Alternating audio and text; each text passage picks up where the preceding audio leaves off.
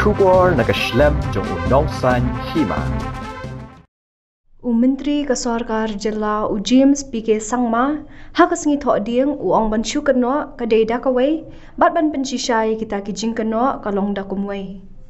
Ya kani James ulakan tho hadien bakinong tho kubor kila kali ya syapang ka jingmi kawai ka kubor na Assam ha ka balakenno ba uwei Nongkhaïi Dewïong yaw balatip kerteng kong ubalwan soni udan ka Jingïadei bat James.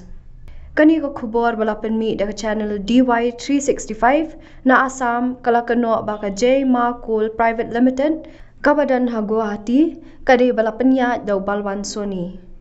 Lakano baka ni ka company kaladan kti ban Nongkhaïi Dewïong na Gaswa para kabadan ha South Garo Hills sha Bangladesh. Lakano baka Jingkynnoh jong kani ka company kalalong da ki posha ha ka bahaw snam 8,000 khat riyo hadu khat nyo ka Jingkynnoh kalalong tang lai lak sa pulai hajar kat bahaw snam 8,000 khat khandai hadu arpau ka Jingkynnoh kalakot syakis pa klur.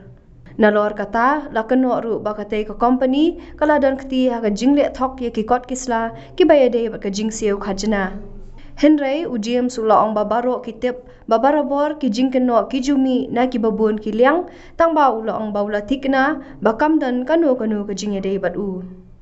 Shu ulaong bakat banang jan syaka election ki bakum kini ki Jingkynnoh ki sanang mi.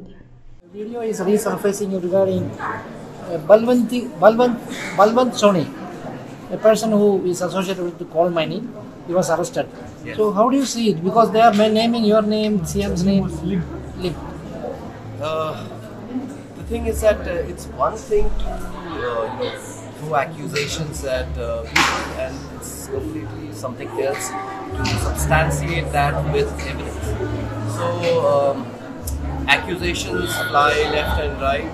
We all know that, and there's nothing that I have not seen the video, but whatever it is, I'm very sure it's something that we have no involvement in. These are just mere accusations.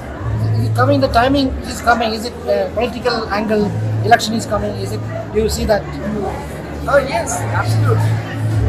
As we inch closer to the elections, we can expect such kind of more frivolous activities to increase.